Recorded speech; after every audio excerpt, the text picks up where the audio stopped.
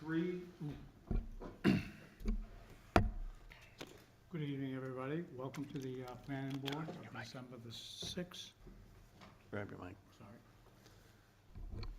Again, welcome everybody to the planning board, December the 6th, 2023. We start with the Pledge of Allegiance, so please stand and join with me. Pledge of Allegiance to the flag of the United States of America, to the republic for which it stands, one nation, under God, indivisible, with liberty and justice for all. Before I introduce the board members, I want to do a few housekeeping items. One is for anybody that has electronic devices, if you please mute them or put them on silent, that would be appreciative. And also for the exits, there's one in the back of the room, one to my immediate right. Please do not use the elevator. If anybody needs assistance going down, then there will be somebody down there to help you.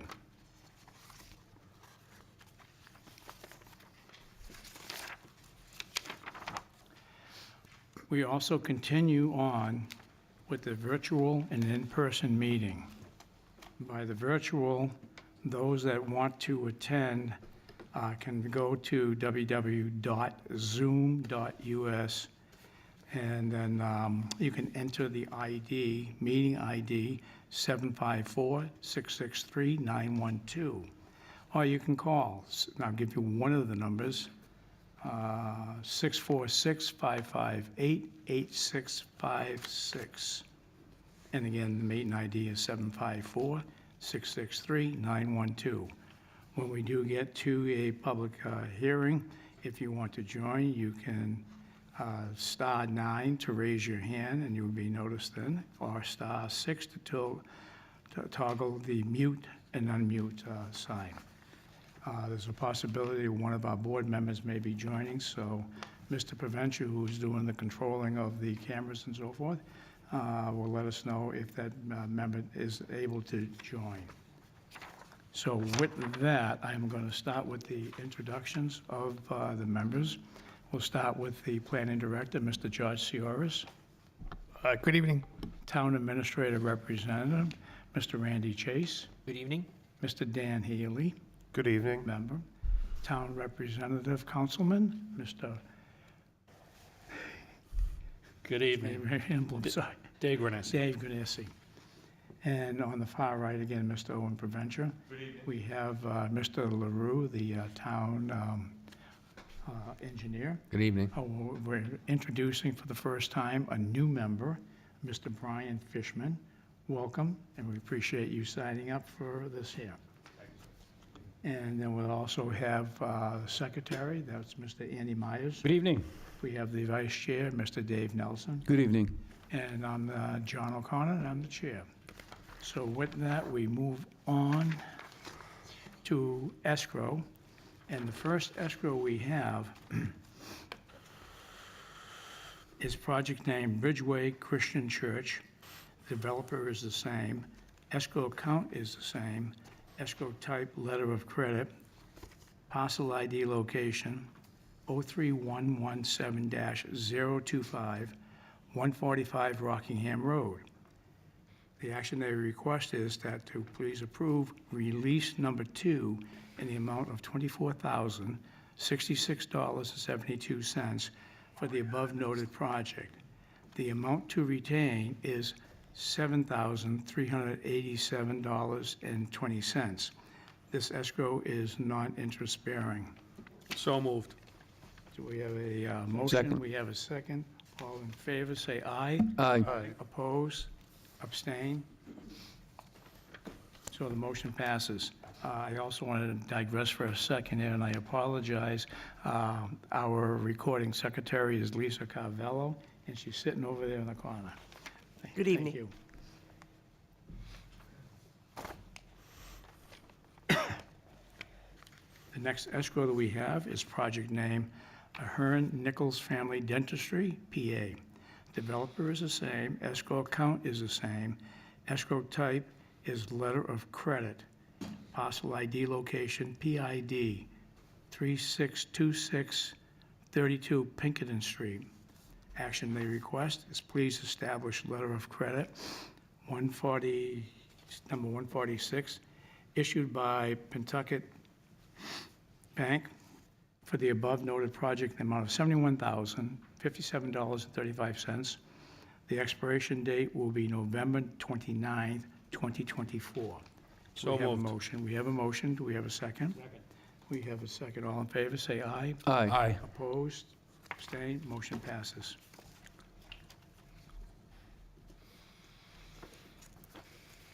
The next escrow is project name Paisano's Pizza Expansion. Developer Dennis Brazier. Escrow account the same. Escrow type performance bond. Parcel ID location 37074 and 37082.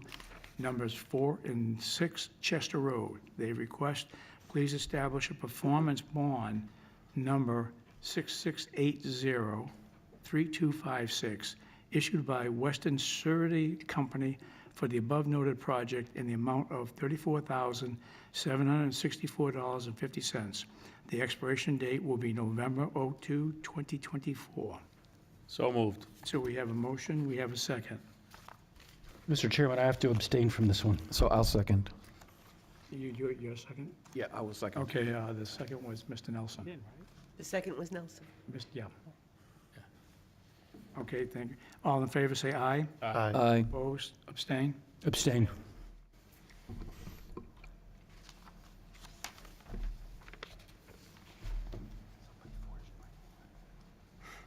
Before I move on, just a housekeeping error on my part.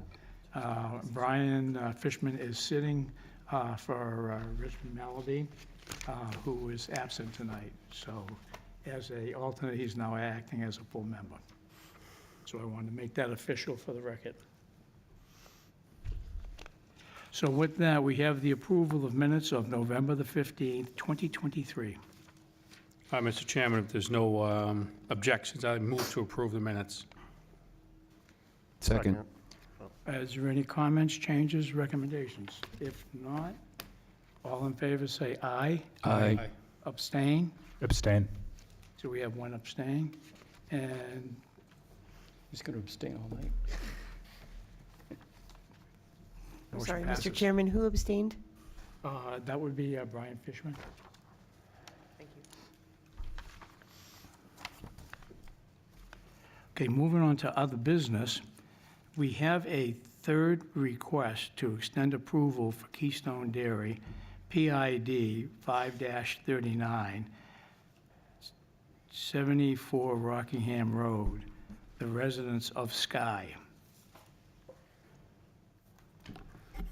Yeah, Mr. Chairman, Tim Peliquin's here representing the owner, but given the conditions out there with the market and construction costs and interest rates and the applicant, this is the one on Rockingham Road between Clam Haven on the north side of on the curve there, across from Winter Hill, the mixed-use project. They would like to get one more extension, so we asked that the applicant representative, if there's any questions, Tim is here, but staff would recommend to give them one more 6 months additional extension. So each extension is 6 months. Yeah, yeah. And you have a motion with a date, which would, on that. Yes. And the planning board members, Dave. Yes, Mr. Chairman, as I recall, there are two pending developments along that road, and there were some road improvements, and they sort of interleaved and had some codependencies timing-wise. Does this extension affect that relationship in any way? This one, and Mark can speak to that. I would say no, but David, this one's going to go first, and Tim can speak to it, but apparently the developer is going to do this in the spring, right? Is that correct, Tim? Okay. Okay. Mr. Chairman? Yes, go ahead, Mr. Renese. I have a question too, because, normally we don't do 3 requests. And I've been on the planning board for a long time. We haven't done that in a while. The other thing is, it says that they still haven't secured escrow yet. They haven't. Have they even started the process, or? They have. They have the number. Right. Is there a reason why they haven't? I just don't want to see what happened to the Grindhouse. The same thing happened with this. We kept on giving them extensions, and the project's not going forward. Hello, hello, yep. Yes, the developer has fully secured all approvals, state approvals. That was still pending upon the last approval. It got a little tricky. But all approvals are gotten, and escrow is established, and it is fully funded by a bank. So he is ready to move forward. He's just trying to finish up another project. I iterated that in the letter. But he's just right in the middle of the winter here. He's not ready to start. So the hope is by the summer. And with this 6-month extension, that should put us till August. Okay. And we'll be well underway at that point. Any other further comments? Mr. Chairman, if there's no further comments, I'm going to make a motion. I'm going to amend this a little bit, and please let me know if anybody has any issues with this. I move to approve a third and final request to extend the conditional approval granted on August 17, 2022, for an additional 6 months for Keystone Dairy LLC PID 5-39, 74 Rockingham Road. The new expiration date will be August 17th, 2024. Second. Okay, we have a first, we have a second. I just want to reconfirm, just so to make sure the secretary has it recorded. The key item on here is final. So, Mr. Nelson. I kind of sympathize with the intent. I just have a question, maybe for Mr. Soros. Is it legal for one sitting planning board to bind a decision that might come before another board in the future? I think we, you mean like if this board's down the road? If we say it's final and another board says, yeah, we're going to reconsider that, what happens then? You'd have to go through, the person, you'd have to reconsider that and bring it back. It's like whoever makes the motions in the affirmative would have to be the person to reconsider that. So in this case, it would be David and whoever seconded that motion. And if whoever votes yes, they can only be the ones that can come back and reconsider the vote. Okay. Good answer. So I would like to just say that, I mean, I don't think we need to put final. They could come back for a fourth and we could just deny it. I don't know if it's really necessary to say final right now. Just my opinion on that. But my thinking, like I said, is it's a piece of land, and, we normally don't do, I don't even know how many times we do third request. Yeah. Yeah. And my thing is, the same thing happened in 2 other developments too. I understand the point of what's going on there, but, if he's not gonna build it, I don't wanna see that empty land, land being empty, and if it sits for another 2 years, someone else could have went in there and built another Right. development in there. So that's my whole thinking, is kinda, we give them the third request. I don't have a problem doing that for 6 months, but I think I added that in there because it kind of puts, I guess, maybe the pressure on them to make sure that gets developed. And I respect that, just so you know, I respect that opinion and that motion personally. And, yep, the developer, I believe, he will build this as soon as he's freed up just a little bit. That should be in the spring. Good. And I just want to follow up a little bit, since we follow a kind of a quasi Robert's rules, and as a record, is that, and no offense to George, that it doesn't have to be Mr. Bernice. It has to be somebody that voted in the affirmative. So for the motion to reconsider, that's... Right. Yeah, I initially said David and David, but then you called me the second time when I said it could be anybody on the affirmative, yeah. Right. Same, so, yeah, good. So just for, Any further? so just for clarification, anyone that votes yes on this could bring it back to reconsider the motion? Yes. Okay. Fair enough. So any other further questions? Seeing none. Mr. Chase? Yes. Mr. Healy? Yes. Mr. Grenice? Yes. Mr. Fishman? Abstain. Mr. Myers? Yes. Mr. Nelson? Yes. And the chair votes yes, it passes. Thank you so much for your time, as always. Thank you for being here, Tim. The next first request to extend approval for Ball Family Trust, PID 11090, 53 English Range Road, 3-lot subdivision plan. Any comments on this one, George? No, this is only the first one. Mark and I have been meeting with the applicant, the owner, and their surveyors, so we don't ask that they be here in person, and we Okay. grant, you automatically grant the first one, so we support that. So we grant it. We have a motion? All right, Mr. Chairman, if there's no questions, this is an easy one. I move to approve a first request to extend the conditional approval granted on June 7, 2023, for additional 6 months for the Ball Family Trust, 11090, 53 English Range Road. The new expiration date will be June 7, 2024. Second. So we have a motion, we have a second. Mr. Chase? Yes. Mr. Healy? Yes. Mr. Grenice? Yes. Mr. Fishman? Yes. Mr. Myers? Yes. Mr. Nelson? Yes. And the chair votes yes, that one's granted. I want to back up the secretary, because I had a blank on correspondence, but I know he has a packet, I see. All we have is a copy of the New Hampshire Town and Country, the New Hampshire Municipal Association So magazine. That's it. anybody wishing to view that can go see George, and That's it. very good. Just want to make sure you got your input. I did. Okay, going on now, planning director and chairman updates.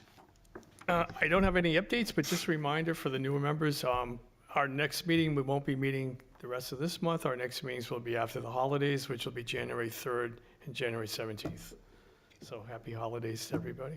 Yeah, basically, this is our last of the year. We've had a very busy year. The board's done a lot of work between rezoning, some are really complicated plans. So I want to thank the board for that, and some of the other members that are not here that had been participating with that. And so with that, everybody have a safe, great holiday, and Merry Christmas. So we're going to move on now to a public hearing. Hopefully I can get this correct. Maharam Mamutovic. I don't know how close I am, but. Very close.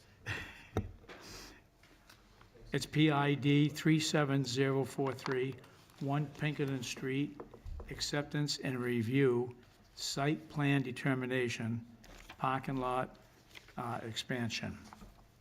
So with that, can you give us an introduction, Mr. Suris? Sure, a couple things. There's a lot of stuff here that you have in your packets, but I won't read my memo, but this is a unique situation. Probably Dave Nelson, you're probably familiar with this over the years. We sent this applicant under the site plan determination. It's not a full-blown site plan that you have, but it's also not a change of use where we just do the paperwork and it's an easy change. This is kind of a hybrid. So we felt if you come under the site plan determination, you have a public hearing, you notify the abutters, which we are, and we have done, and then the board can decide options of, they could approve the plan as it is, you can approve with conditions, or you could say you have to come back and at further time to get more information, or remand it back to staff for review. So those are your options. So I wrote a memo, I won't read it for the record, but it talks about, I'm trying to find a fair balance between what the staff concerns are, and you'll hear that, and also respectfully to the applicant that wants to fix up that building and put some new housing and tenants in there. I do have two abutters, Mr. Chair, it's your call, from the Linda Morgan, who supports the applicant, and Mark Mastro Marino, who's an abutter, a direct abutter. He also supports the application, and you have attached 2 emails from them that came in yesterday and today that basically support what the applicant would like to do.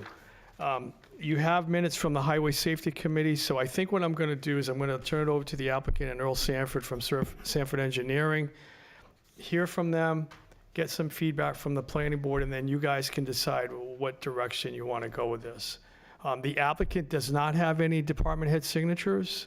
The staff and Mark can speak to that as well.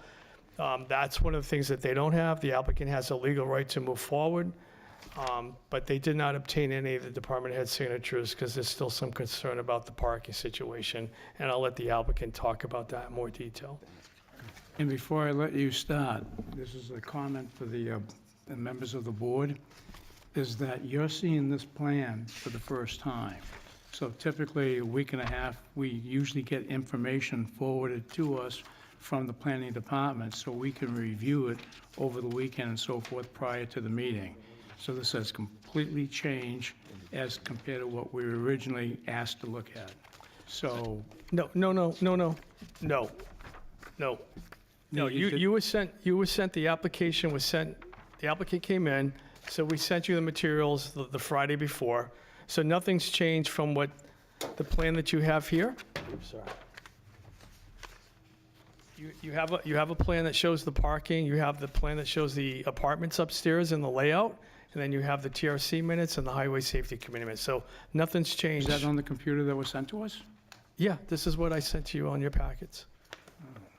Okay. Yeah, David has his hand up. Where's the, Yeah, Mr. Chairman, I have a question about the packet presentation. The third sheet in the package has a number of photographs, but it looks like behind it, there is an actual drawing, and it is labeled sheet 1 of 1. The cover sheet is 1 of 2. So my question is there an actual proposed change conditions drawing that is covered up by the photos that we're supposed to be looking at?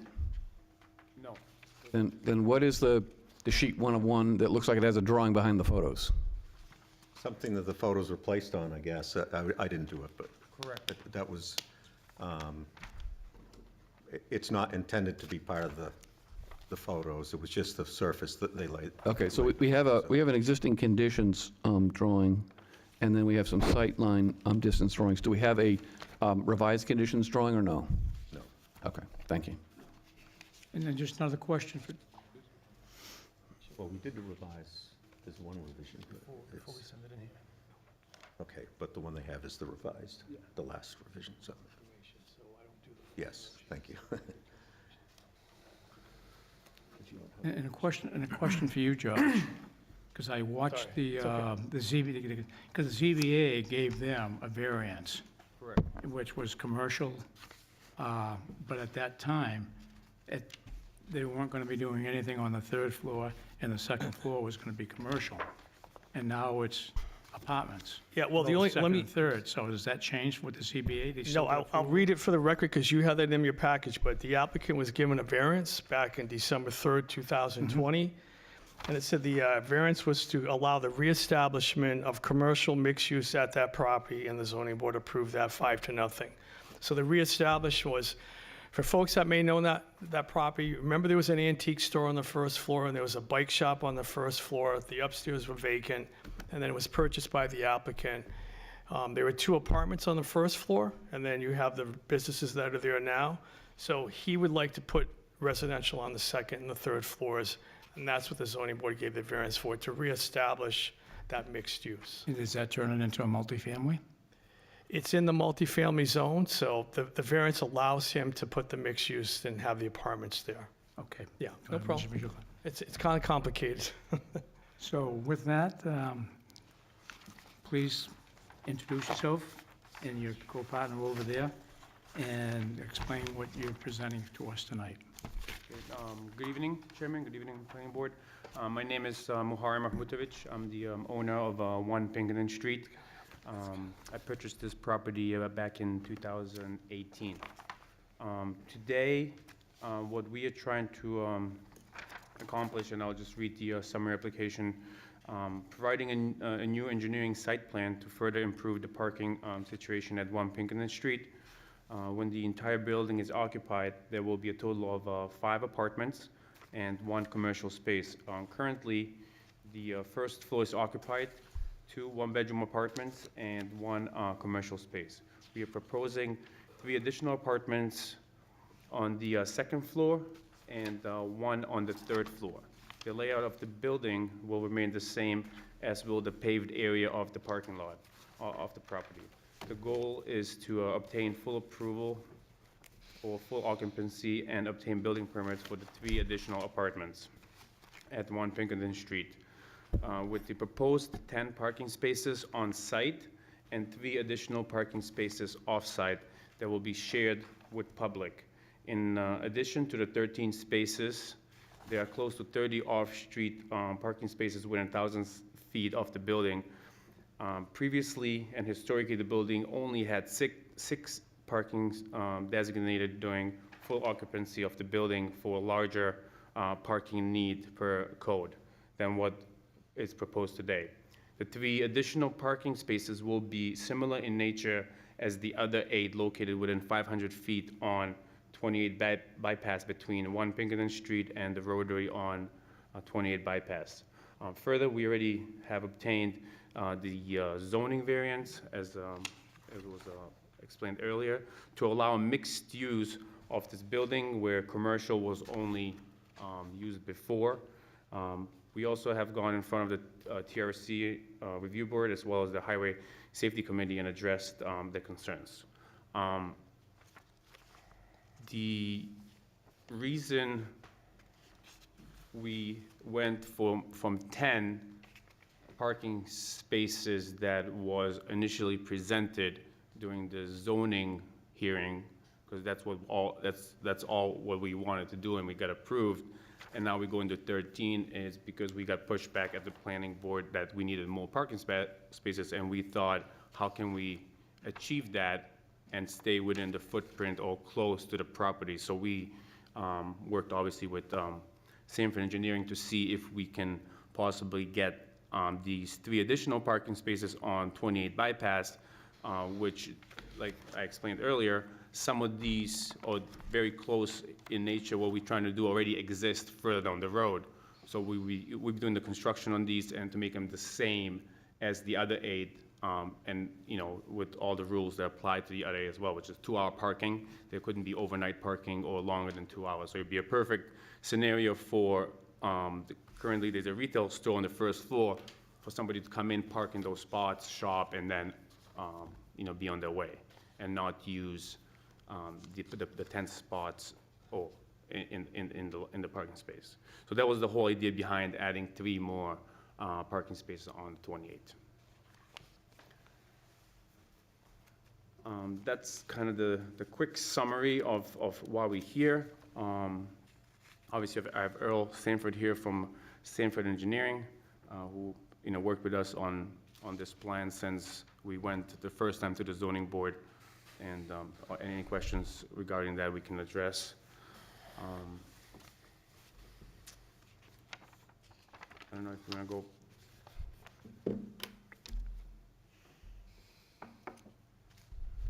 I can speak up if you want. Sure. Good evening, members of the board. My name is Earl Sanford of Sanford Surveying and Engineering. So our chief focus was to review the feasibility of those 3 spots on Londonderry Turnpike. And that's our main impetus was on the second sheet, just to make sure that they wouldn't block sight distance. But as Muharrem has said, if you look at our notes for the parking, we would need 8 for residential, and I think is it 8, 2? It's awful small on this one, but 2, 4, 6, 7, 8. Yeah, 8 for residential and 5 for the retail use. And there's our expectation is that the retail use would be during the day hours, and the residential use, I would expect probably a 50% vacancy of spots during the day. I mean, it's no secret number, but if 50% of the people have normal jobs, then they will be commuting off in the morning, not be back until the evening. So in the fact that we don't expect any of the residences to use the 3 spots for parallel parking on Route 28, that would just be a 2-hour thing. That would be, if there wasn't enough for the retail, then it would give a spot for someone that wanted to use the retail to park. And we expect that the type of retail we wouldn't expect more than 20 minutes to half an hour, 45 minutes, whatever at the most. So 2 hours is a generous time limit for those spots, and it also discourages the students from Pinkerton and other uses that would, for long-term use. But our expectation is, and also for night, for plowing and that sort of thing, our expectation is that those may not be used at all because of the offset in hours between residential and retail use. We've got a pretty conservative, part of the confusion when it comes to sight lines is that there's a lot of paving that I'm not sure whether it would meet the definition of an apron. I mean, your sight lines say edge of pavement, but when you've got an apron, we took the high road and went from the sort of a line that includes the apron, and we still meet the sight line. But I expect, we're also showing the cars parked off the paved apron onto the dirt ground. I expect it wouldn't be needed. They still would have ample sight if they were moved out and if you used the traveled way. If you went north before the apron started and drew a line from there down through south, you'd get another few feet that would push the sight line out in terms of the town's criteria. I know that's all technical, so maybe, I mean, be happy to take any questions, but our attempt is to make sure that it would be a safe and reasonable use of that space. Anything? So that completes your presentation? Yeah, just one more point to make here before I hand it back over to you guys. The building is 140 years old, and since it was built, it had always commercial or not residential, except the small 2 apartments later on. So for 140 years, this building worked with whatever tenants it had. And in the 1920s to 1970s, there was a congregational church, and right before I bought it in 2018, there was a very large antique shop that people still come in and talk about, which actually covered the entire second floor and the half of the first floor. It was kind of on over two levels, and at that time there was apartments in the rear of the first floor. Not sure how it was occupied on the third floor during that time, but previously Masonic Hall was up on the third floor. So what I'm trying to say is, we took all that and we worked with the town, and we had a lot of ideas to keep it commercial, but there was a lot of challenges brought up. So going the residential way, we figured that the amount of parking, which is obviously the hardest in Dairy Village, I mean, not just my building, all those buildings around there wouldn't meet any today's codes if they were built today. But going from the high commercial and high to only maintaining one commercial on the first floor but keeping everything else residential, I think we reduced the need of the parking which existed for a very long time before. So the change of use that we are proposing actually is a lot less than what the building has had for a very long time prior to me owning it. And how they did it and how it worked, I'm the youngest in here, I don't know, but it seems like it worked. Okay, since that somewhat completes it, what I want to inform the board is that I will open the public hearing because we have no jurisdiction over this, so I can put the public hearing when I need it. I'm going to ask the gentleman to spend more time on the 2 prints that shows the second floor and the third floor, because some of the squares on there have no identification, so I'm not sure what could be in there. And then we'll open the public hearing when he completes that.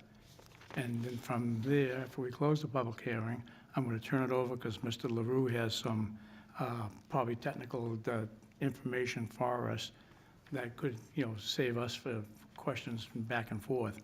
So we'll have Mr. LaRue come in after that there, and then come back to the board. So if everybody's with that there, I'd like Mr. Sanford or yourself to continue on, just explaining the two floors here. I'll have to defer, because we're site designers, and we had nothing to do with the inside. Yeah, you're talking about the apartment layout on the Yes. second? Sure. So if, the second floor? Yep. Yeah, so the second floor, there will be two very identical two-bedroom apartments. The square footage is very close. One is 960 square feet. The other one is 1050. One will be a two-bedroom, one bath, and the other one will be a two-bedroom, two bath with a kitchen, a living room, laundry room within the unit, and a small mechanical closet to keep the furnace in. So that's the basic layout. That space used to be a wide open hall that it was completely wide open. So, the proposal is to divide it, right down the center and obtain two-bedroom apartments. And on the third floor, all these walls on the third floor actually, correction, in most of the walls, the only walls that we would add is what's considered the bedroom, which is, again, we would divide that large room, and there was a lot of pictures provided on the space, how it looked. It would be, again, a two-bedroom apartment, and each of the bedrooms would have its own bathroom and a closet. And then in the main area, all these walls do exist. That's why we're gonna keep it, the way it is, to preserve all the woodwork and the way it looks. It'll be a shared living room / kitchen, and then there's a kind of like an entry room with another bathroom. This bedroom note on the bottom, that's incorrect. There should be a mudroom when you first walk in, when it says apartment, two-bedroom, and that needs to be corrected. Has this been presented to the fire department yet? Yeah, they have seen during the meetings we had with the fire department. They've seen the proposed layouts, yes. Okay, not completed. Given that there, then I'm going to ask for a motion to open the public hearing. I make a motion to open the public hearing, Mr. Chairman. We have a motion, we have a second. All in favor, say aye. Aye. Opposed? Abstained?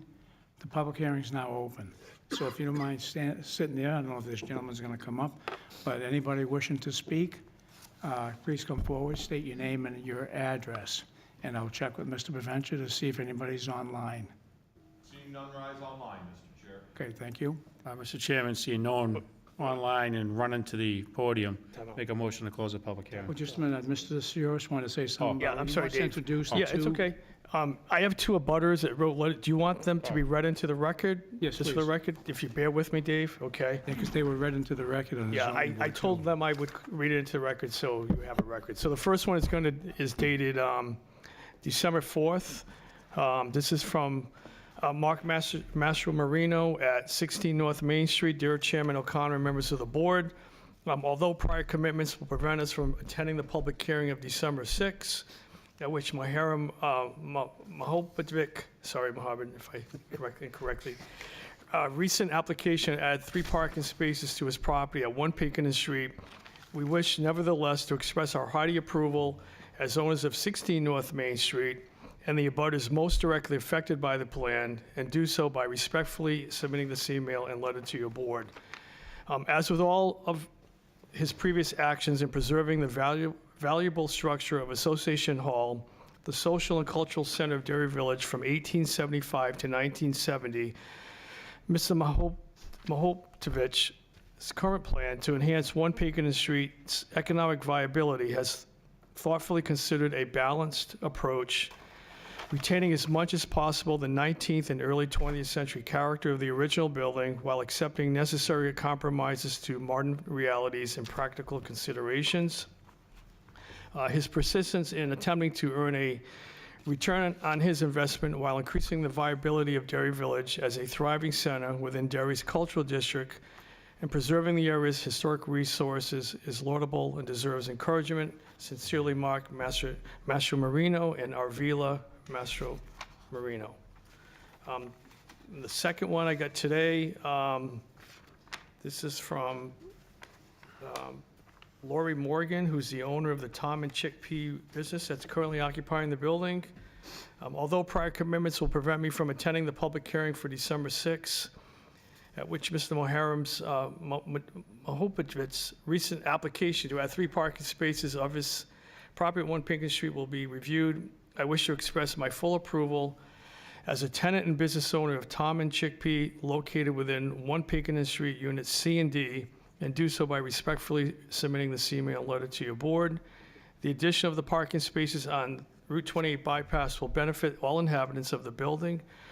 For me in particular, as it would allow more valuable spaces for my business, related events held within my business, as well as other tenants and their guests. Please consider approving Mr.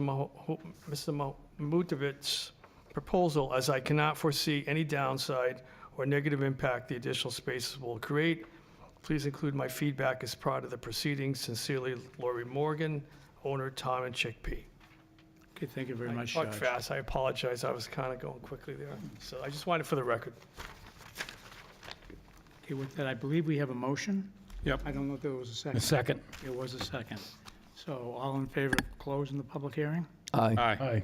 Opposed, abstained, motion passes. Public hearing is now closed. So with that, I'm going to go to Mr. LaRue, and then we'll go to the board afterwards. You're on, Mr. LaRue. All right. Just to clarify something the applicant spoke of earlier, I just wanted for the record that there were a lot of discussions at the TRC meeting, and I've read a lot of discussions at the highway safety meeting, but I do not believe all the items were addressed. I think there's an obvious items or steps skipped as far as coming to the board without trying to vet out some of this technical information, which is usually the case. We don't usually like to talk about the technical things here at the board level. It's easier for us to try to vet that out, and if we can't come to terms, then discuss it further with you, but we try to make sure that most plans come to you in compliance with the regulations. So In this can I- case, this If I is- stop you there? Yep. At that point, what % completion from a TRC perspective do you feel is in front of us? Well, this is a new plan that was submitted beyond the TRC, so I had to review this when it was submitted for the board. And the information with regard to site distance and other particulars about a wall and things, that was not originally as part of our review. So now I've looked at the plan, I've actually taken an extra step to look things over at the site, because originally at the TRC, I didn't really do any diligence in the field level. The interesting component here is the site distance on these 3 parking spaces in particular. We've been very adamant about not approving these spots. They're very problematic, and if this is vetted properly, it'll show itself out. And what we have in our regs is for new construction, for the 10 feet back from the edge of pavement. The object is 10 feet, that's looked upon from driving in each direction. They're at 3.5 foot level, driving level. The problem with this is a modified intersection. In a real scenario off the edge of pavement, that's where, the bumper of the car is at the edge of the road. The 10 feet is the object. The object that you're supposed to be able to see. At the same time, there's also a sight distance that the driver is supposed to be able to view both directions at that 3.5 foot level and see the oncoming traffic as well. In this case, they've assumed numbers, but this is a modified intersection, and technically, the stop bar is your bumper now and the concrete island. So what you have to do is use that as the edge of the road and then 10 feet back. When you do that 10 feet back, the existing wall obstructs the line of sight, as well as any cars that would be parked along that side.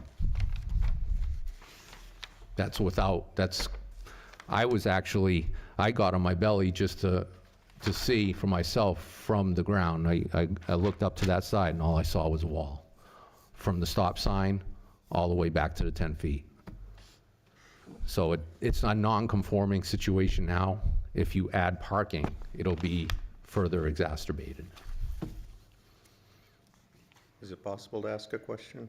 Or is this, am I closed off too? Right now, it's at the board there, so we'll be asking questions. I'll respect that. We'll be able to intervene afterwards. So you have an open line of sight looking south, to the south, but looking north, it's restrictive. And once you have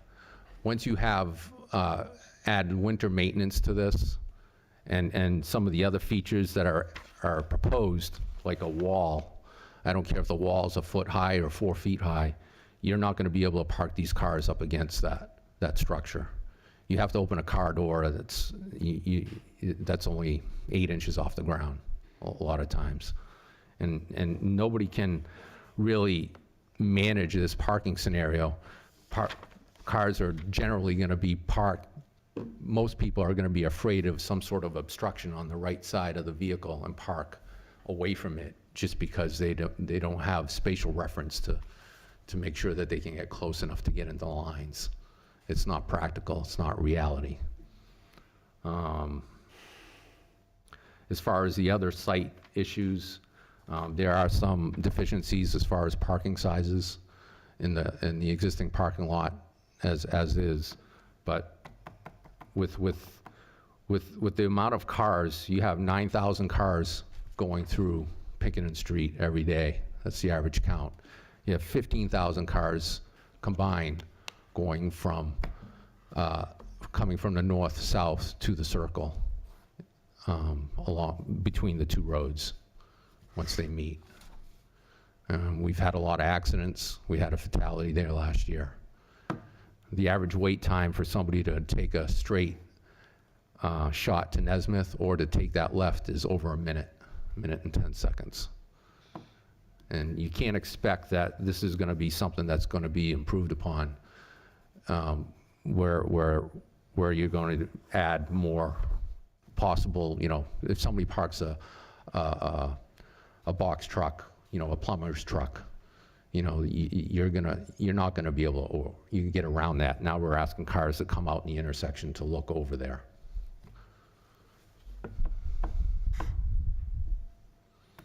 Is that complete? Yep. Mr. Nelson has his hand up. I wanted to ask Mr. Chase, whether, being on the highway committee, whether he wanted to say anything at this time. Oh, wait. No, what Mr. LaRue said is basically what was discussed at the Highway Safety Committee meeting. Point for point, the only one that was missed was the location of the dumpster on Pinkerton Street.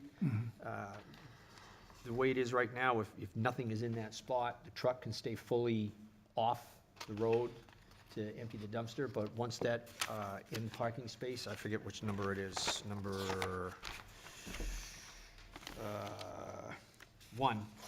Once space number 1 is occupied, actually you can see it in that picture, there's no way for the truck to get in there. The truck would block at least one lane of traffic on Pinkerton Street, because that dumpster would have to be reoriented to go around any vehicle that's in that lot. That was the only thing that Mr. Lou missed that was discussed. And he did allude to the parking spot. You can see from the pictures, especially the van in spot number 8, it filled the lines. So the width is in question on the existing parking spaces that are in there. You have a full-size vehicle in there, as you can see from that picture. If you have two of them side by side, you're going to have great difficulty getting in and out of those vehicles. So all those points were discussed at Highway Safety, and that was a conclusion that was come to there also. Okay. Thank you. Mr. Nelson. Thank you, Mr. Chairman. I just want to make sure that I understand the drawing in front of us correctly. I believe what is proposed to be added is the parking spaces numbered 11, 12, and 13. Is that correct? Yes. Okay. And I'm looking at the legend, trying to figure out which is the property line. And my inspection, unless I'm mistaken, indicates that all of those street spaces are not on the applicant's property. They're on the public right-of-way. Yes. Is that correct? Yes. Okay. So I think all of the issues that have been raised so far were ones that I thought about when I read all the material. But I'm also thinking if these are basically going to be public spaces under the jurisdiction and maintenance of the town of Derry, right? But they're going to be allocated to specific use for this building? I don't think they can be allocated directly to the building. They're going to be public for them. I mean, they're going to be most useful to them because they're right next to them. But they're not there. I don't think they can use that as a count for what they need for parking. Is that a 2-hour maximum parking? Yes. That's what seems the Nesmith and Crescent. seem Well, to- I know that in the past, for example, on Broadway, in the TBOD, we have, in the past, when I've been on the board, granted waivers for the on-site parking count because we counted parking on the public street on both sides of Broadway. And that made sense in those cases because it was very transient. Those were retail shops and people were in and out. We didn't have people staying there for any extended period of time. If we were to propose making a similar waiver here and count those spaces, I'm not sure the same criteria applies. Mr. Chair? Yes, So in relation to those spaces, it also came up, highway safety is basically what our only part in those parking spaces is, would we allow that waiver for these to be allowed uses for this? We can't approve these spaces. Only the town council can approve the spaces. So all we can say is recommend to the council that yes, if these spaces were approved, they would be allowed towards the count by waiver, as Mr. Nelson had said, towards this building. They are completely in the right-of-way. An argument was brought up that, well, if you look at Broadway, when people exit their vehicles, they're exiting out into the traveled way. That's the nature of a downtown, which is true. The difference here is the traffic is moving much slower. You look at the geography of the street, bypass 28 North Main Street. As you're heading southbound, you're coming down that hill, and it's not like in a downtown area. You don't expect parking spaces to be there. They're all of a sudden there. There's a fairly decent-sized banking on Pinkerton's property, then the Master Marino's house, and then it opens up and they all of a sudden be there. And yes, the speed limit is close. I mean, it's 5 miles an hour difference, 30 on North Main Street, 25 downtown, but how many people are doing 30 coming down that hill? No one. And plus the other concern that Public Works had was in bad weather, bad lighting, snow, a vehicle coming down that hill may not be able to stop. So those were the concerns that were also bantered back and forth at Highway Safety Committee in relation to those spaces. okay, Mr. Granise and Mr. Haley. So I agree. I'm glad Mr. LaRue hit on a couple of points, because I saw that issue too with the site distance, and knowing that that's on town property.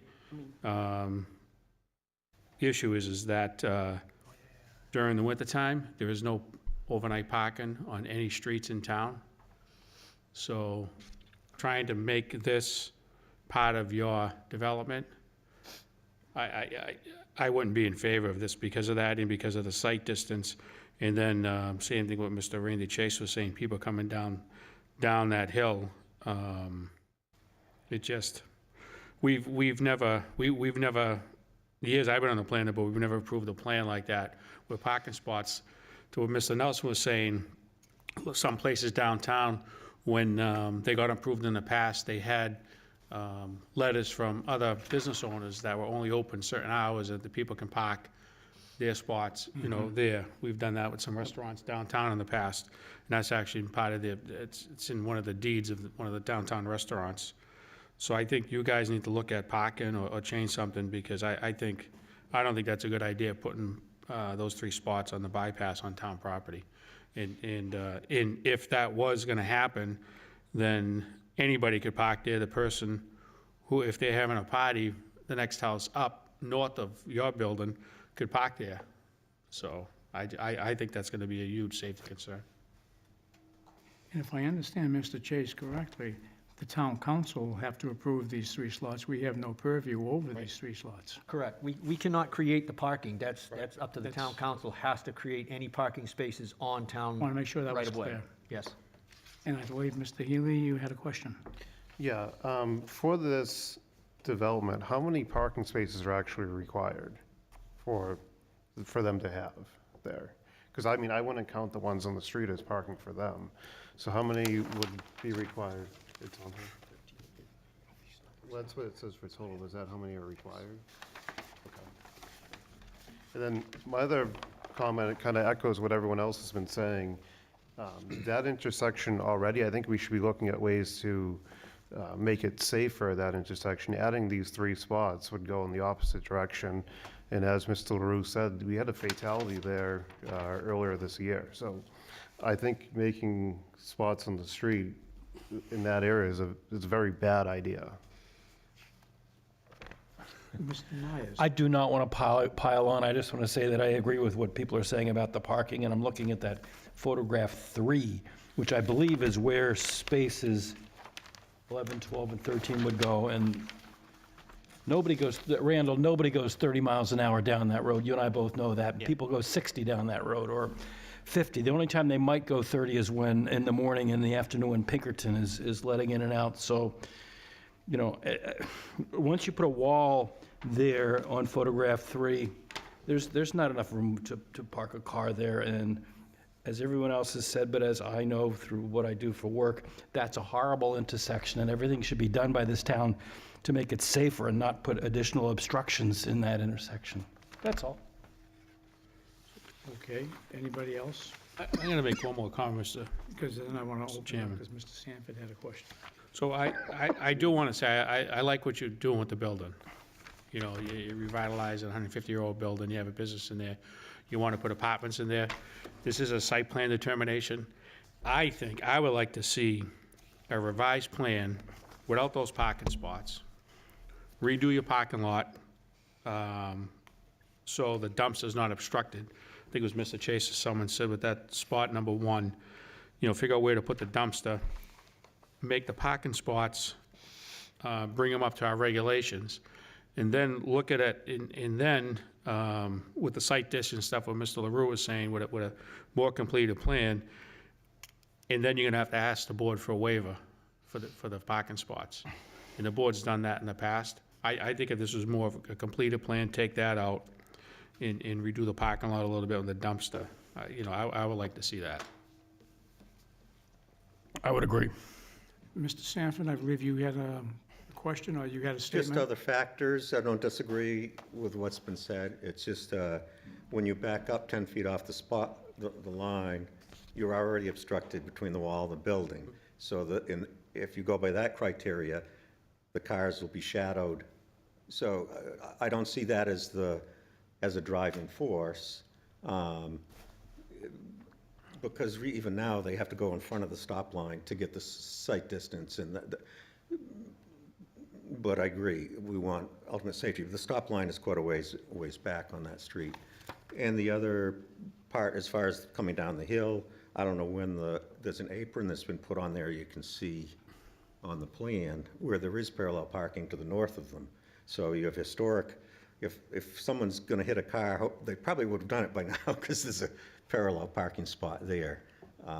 So I just want that to be part of the historic record, too.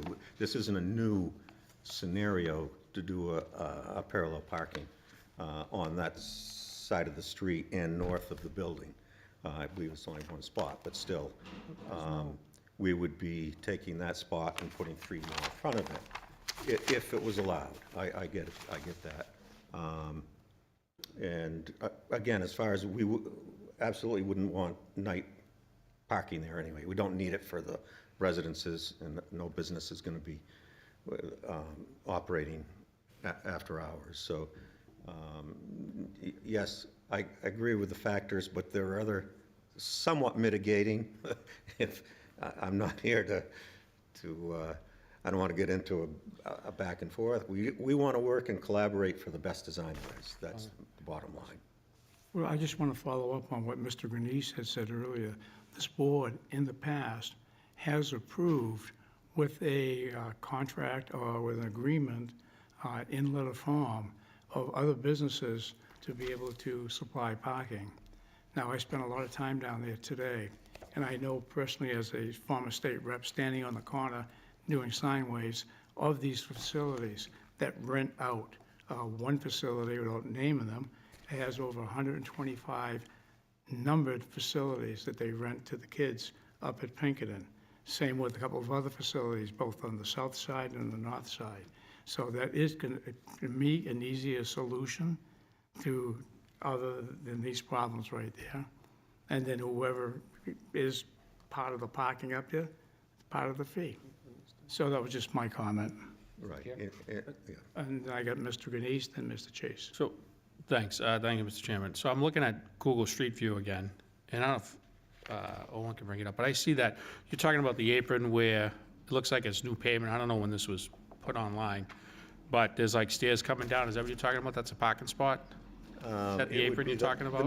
The next place, if you look, I don't know whether I'm talking I can on- point to on- it, but you can, On North Main Street. if you look at the far corner, the northerly corner of the next lot up, you can see where the pavement takes a loop out to the right, or if you're coming down, for the cars coming south, the pavement, an apron was added at some point that, where the catch basins are and everything, and that is being used for parallel parking. You have extra pavement beyond what was there originally, for sure. I guess that's, and we're trying to even stay up. You have some, between the white line and the building, we've given, I think, a good, something like 10 feet or whatever, which is more than you'll find, I think, in most of this parallel parking. I'm only asking because like on the street view, it says it's 2023. Looks like there's new pavement there. I don't know if the town did it for the, Owen's pulling it up. Yep. There you go. That's great. That was my questions. I was gonna ask who put that, who did Yes, that you work could- right yeah, there? it's the different shade of brown, of black. So along with that one, or excluding that one, for example, if you go further south, and which is picture number 4 in my package, picture number 4 identifies one out of the 5 next parking spots that are starting exactly on that same white line that you guys see in this picture that's adjacent to my building. And picture number 4 is one of 5, which is within 500 feet of the intersection, exactly against the white line, 9 feet away from the white line. So I'm just, we use some logic here. What's been done north and south of us, yes, they're all public spaces. They all have 2 hours, and I'm sure the town of Derry maintains them, and they're not in particular to anybody's, use, but they do exist. And coming up with all these, good comments or challenges, I just want to say again, there's a total of 8 between 1 Pinkerton Street and the Rotary, 5 on the right side and 3 on the left side. And then 3 on the left side actually on dirt parking, and there's still a 2-hour sign that people park every single day, and even possibly customers that go to Tom and Chickpea because they are currently the closest. So whether I count these 3 or the 5 that are 500 feet away, we're trying to just add a few more in the same exact nature what already exists. And let me just back up that completely. I don't want to spend money to put 3 parking spots for the public. You know, in my personal opinion, I feel like, you know, with the 10 parking spots that we proposed on my parking lot, should be adequate enough to do what I want to do today to the building that existed for, you know, 140 years with the same parking lot. You know, with the challenges arose over the years with, you know, tenants being rejected of occupying the building due to, you know, parking issues. So we came up to a creative, you know, with engineering to see how can we do more parking spaces. So if it's a no-go to add 3 additional parking spaces in the same nature that already exists and the town is maintaining, fine. You know, I should be able to get these 10 with the same layout, you know, and by the way, comment from before, all these 10 parking spots that you see in the picture, they are 9 feet wide and 18.5 or 20 feet long. So they are actually exactly as indicated on Earl's site plan. So they're not small. The reason I showed the pictures that I did in the package is that when you do park a 250 van, and, you know, the question came up by the highway department, can a car back up and still go in the front? And picture 5, 6, 7, 8 show that no matter how you park, you can still turn around the big van and head out to face front. So I don't want to spend this whole time, you know, discussing these 3 spots. I thought it would be an improvement to the overall area. If Derry and you know, the planning board, I'm going to go, disagrees, I think, you know, we can completely squash those 3 and stick to the 10 parking spaces that are exactly the size that they should be. I'm just going to say one last thing here. In addition to those 10, and I have spoken to the planning board about this before, and what John said earlier, and I have here an email that I have reached out to other places to rent spaces. I personally just thought I didn't need that extra because this building's been there 140 years, and you know why? Just because it was an owner change, now it cannot be used to with a less occupancy rate than making it all commercial. But to go on your note, and I have an email here. I have 6 copies. The Dairy Rotary, the BP gas station, the owner is Hani. I have an email from him that he would rent me 5 spots all year long if I get apartments on the, you know, for the second spot that each apartment would need, and it would be a yearly or monthly fee to him, which is fine, and that's also within maybe 800 feet of the building. So I do have that as a backup. I have an email right here from him. Again, if I have to go that route and it does become a parking lot, you know, cluster, then obviously, yes, we will rent the 5 spots from Hani, but to include that, to get the approval to change the use, I think it's unfair to the new owner. And that's why I didn't want to really present that in the package, but I do have that backup. Thank you. Mr. Chase, I know you were next. So what I was going to say was, to Mr. LaRue's point, this actually did come before us premature. What should have been done is, number one, you know, continue working with Public Works over this issue. Once that was worked out, if Public Works and the developer had come to an agreement on these parking spaces, they should have gone to the council to get those approved first. Then, third thing to do would have been to come to us with a site plan determination and a waiver request for the use of those spots in his calculations, similar to what we do for the businesses downtown. That's the way it really should have been done. And that's my recommendation to the developer right now, is to take that route. So Mr. Grenice. I totally agree, Mr. Chase, but keep in mind that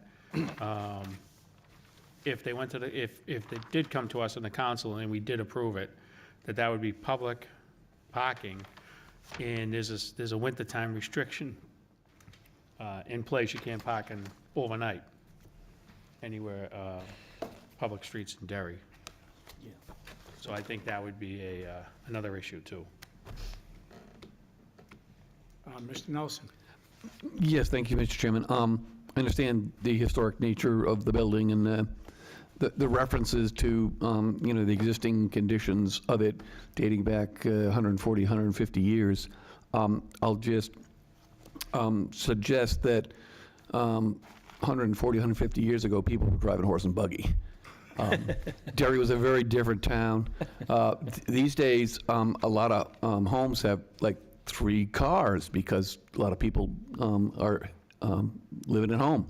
So the usage of vehicles has changed dramatically, even over the last 20 or 30 years, never mind from 1900. So the fact that it was great back then when it was an assembly hall doesn't necessarily mean it's going to work today with living patterns and vehicle owner habits. I would say that the intersection has changed considerably from the 60s when my uncle took me to the Masonic Hall. And I think we played ping pong or something in there, but I give credit to the town redoing that intersection in a much more safe way than it was historically. Any other further questions from the board? And do we have somebody who wants to So, make up? Mr. Chairman, I'm going to make a motion. I think you guys have a great idea on what us, the board's looking for. You know, like I say, I don't know how my other fellow board members feel. I like what you're doing with the building. You know, we do need some housing, we need some workforce housing, whatever type of apartment you want to call it. I like that. I think you take everything that we've said to you, change the plan, sit down with Mr. LaRue. I'm going to make a motion. Actually, I'm going to redo the plan. So, Mr. Chairman, I'm going to move that this plan be brought back to TRC level with everything that we've said about the site plan determination. Hoping that we can get everything settled. I know we have a first meeting in January.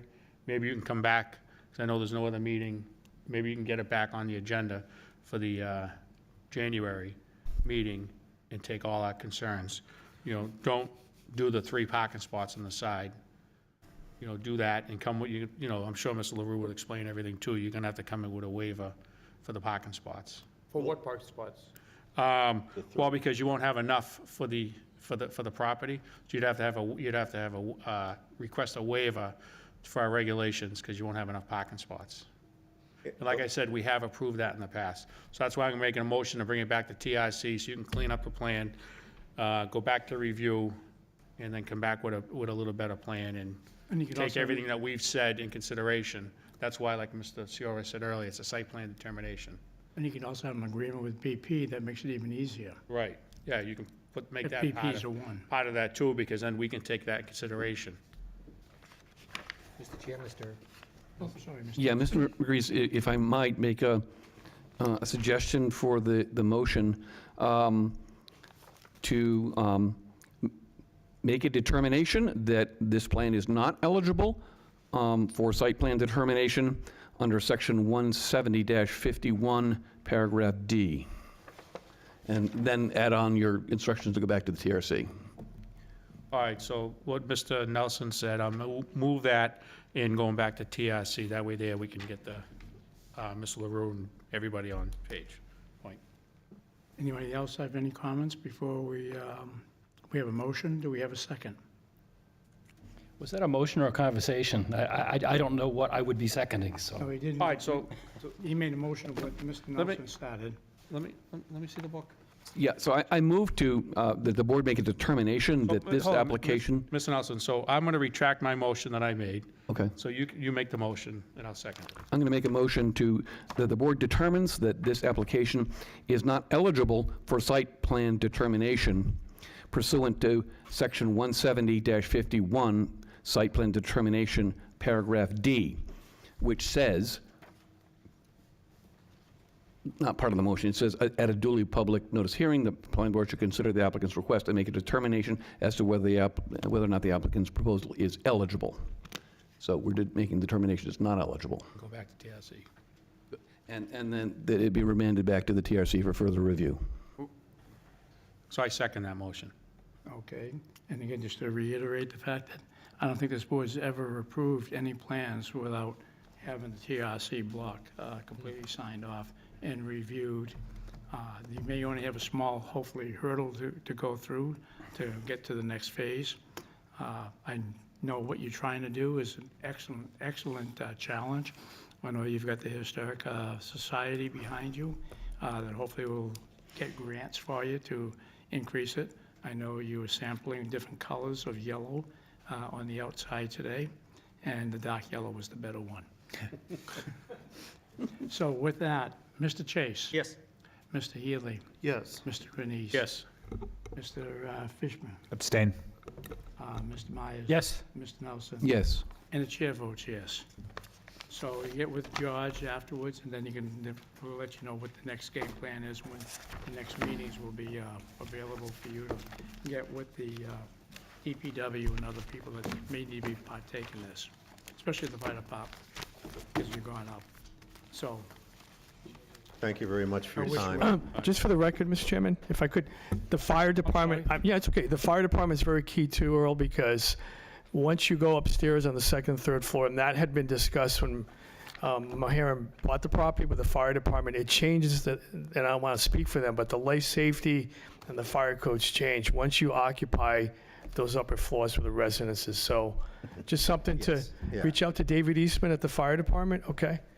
Right, Okay, and he's talked to David, but Yeah. that's something you should do sooner than later.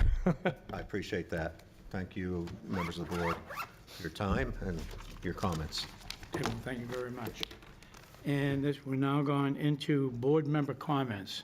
Anybody wishing to have any comments? If not, well, Mr. Healy, you had his hand up before. Yeah, I'd just like to welcome the new alternate member to the board. Very good. And I'd like to wish everyone a happy holiday.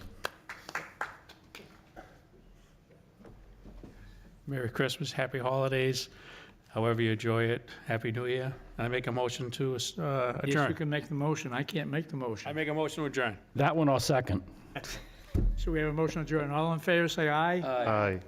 Abstain? Oh. Are we off? We did. We voted. adjourn. Yes, we're adjourned.